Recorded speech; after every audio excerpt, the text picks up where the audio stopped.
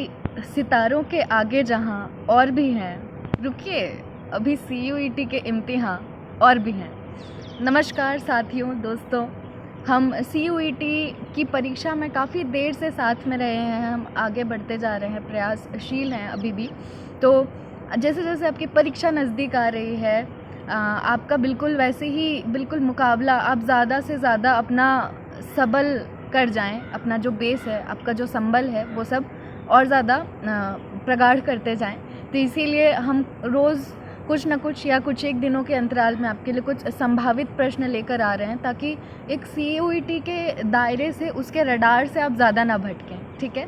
तो dream university channel के ज़रिए मैं स्वागत करती हूँ आपका, सोनल प्रधान। जल्दी से टिक करते हैं, जो जवाब आपको आए आप कमेंट में कर सकते हैं। चलिए, यहाँ पर कहा जा रहा है, पहला सवाल, निम्न में से कौन सी रचना चिंतामणि की है, रीतिकाल से।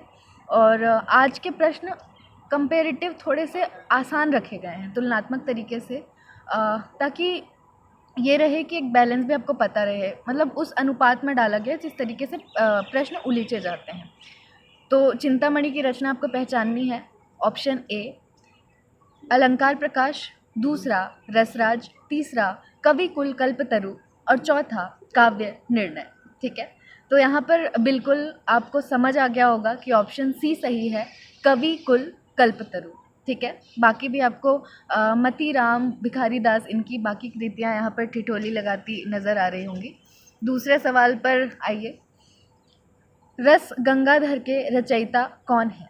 तो यहाँ पर रस गंगाधर ये काव्य शास्त्र से उठाया गया है, रीतिकाल और इसमें कन्फ्यूजन की कोई आप गुंजाइश न रखें। ऑप्शन ए अभिनव गुप्त, दूसरा दंडी, तीसरा जगन्नाथ दास, पंडित जगन्नाथ और चौथा आचार्य विश्वनाथ। तो ये रस गंगाधर की रचना की थी सी पंडित जगन्नाथ ने, ठीक है। इस तरीके से और आगे बढ़ते हैं हम। नयन जो देखा कमल सा निर्मल, नीर शरीर हसत जो देखा हंस भा दसन नगहीर।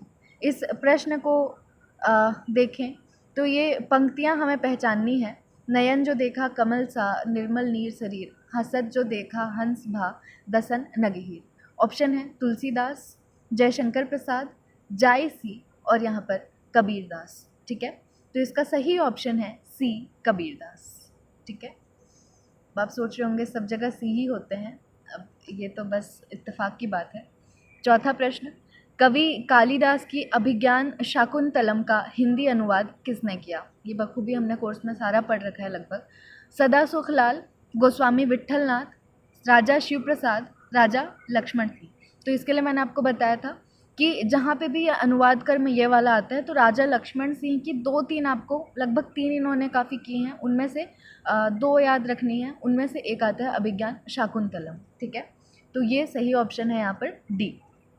पांचवा सवाल, महाभोज की रचना, महाभोज रचना की प्रधान समस्या को उजागर करने वाले विकल्प को चुनिए। देखिए चुनांचे, ये कुछ उपन्यास ऐसे हैं जिनका थोड़ा बहुत आपको विषय वस्तु पता होना चाहिए। भ्रष्टाचार की समस्या दिखाई गई है क्या, नारी समस्या, राजनीतिक समस्या या मनोवैज्ञानिक समस्या।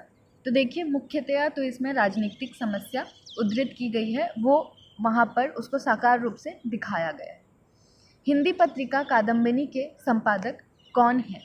तो यहाँ पे ऑप्शन हमारे पास मिलते हैं, राजेंद्र अवस्थी, रमेश बख्शी, राजेंद्र यादव या दुर्गा प्रसाद शुक्ल। तो सही ऑप्शन हमारा यहाँ पर है राजेंद्र अवस्थी, कादम्बिनी।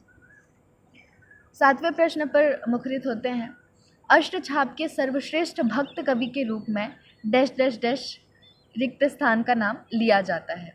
तो देखिए यहाँ पर आप मत भटकें कि सर्वश्रेष्ठ कवि हमें यहाँ पर जानना है कि कौन है। तो यहाँ पर कुंभनदास, सूरदास, परमानंद दास या फिर कृष्णदास। तो यहाँ पर सही उत्तर है, अष्टछाप में यदि हम देखें तो सूरदास को सर्वश्रेष्ठ माना जाता है। यहाँ पे सबसे पहले कालक्रम के अनुसार नहीं पूछा जा रहा है, या फिर यहाँ पर नंददास होता तो आप शायद उसमें कंफ्यूज होते, लेकिन नंददास को सर्वश्रेष्ठ माना जाता है सूरदास के बाद में, दूसरे पायदान पर। उसके बाद 8वां प्रश्न है, वापसी किस विधा में रचित है। ठीक है। वापसी एक कृति हमने देखी थी, इसके लिए तो इसकी मैंने कथा वस्तु ही बताई थी कि किस तरीके से एक रिटायर्ड व्यक्ति वापस आता है, सेवानिवृत्त व्यक्ति वापस आता है और किस तरीके से वो एक संतुलन नहीं नज़र आता है पहले के जीवन से अभी के जीवन से, और कुछ एक अजीबियत घुली रखी होती है उस वायु में। आत्मकथा है क्या ये, कहानी है, संस्मरण है या यात्रा वृत्त है? तो सही उत्तर है ये उषा प्रियंवदा जी की कहानी है। ठीक है। 90वें सवाल पर आते हैं। भिक्षुक कविता के रचयिता कौन है? ठीक है। प्रसाद, पंत, महादेवी वर्मा या निराला? अब जाहिर सी बात है कि ये छायावाद युग से ली गई कविता है, तो सही जवाब हो जाएगा यहाँ पर निराला। ठीक है। मेरे ख्याल से आप सब ने मतलब टेस्ट सीरीज़ में लगभग चीज़ें कहीं ना कहीं डायरेक्ट इनडायरेक्ट रूप में देख चुकी होंगी और ये आपका महज पुनराध्ययन हो रहा होगा।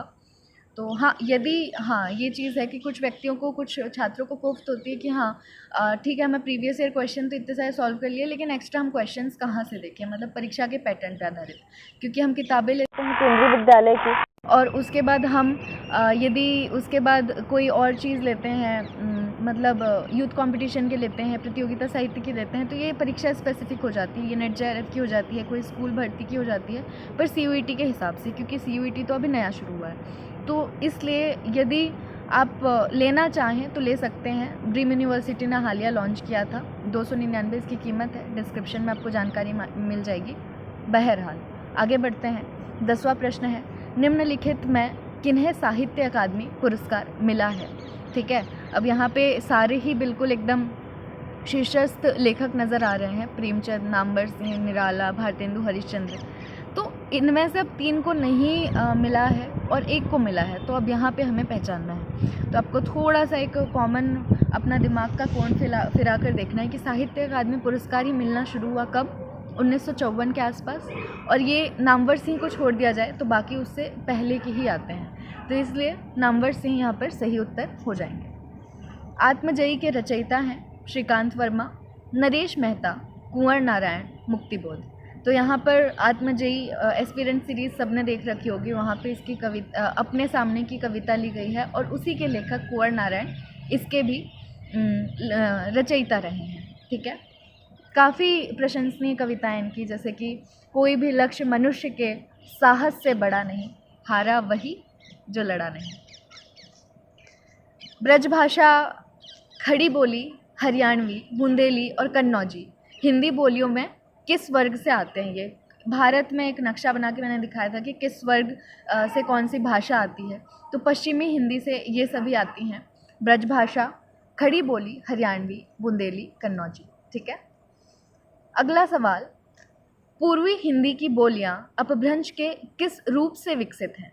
ठीक है। तो यहाँ पर मागधी, अर्धमागधी, शौरसेनी, पैशाची में आपको पहचान करनी है। तो पूर्वी हिंदी की आप बोली देखें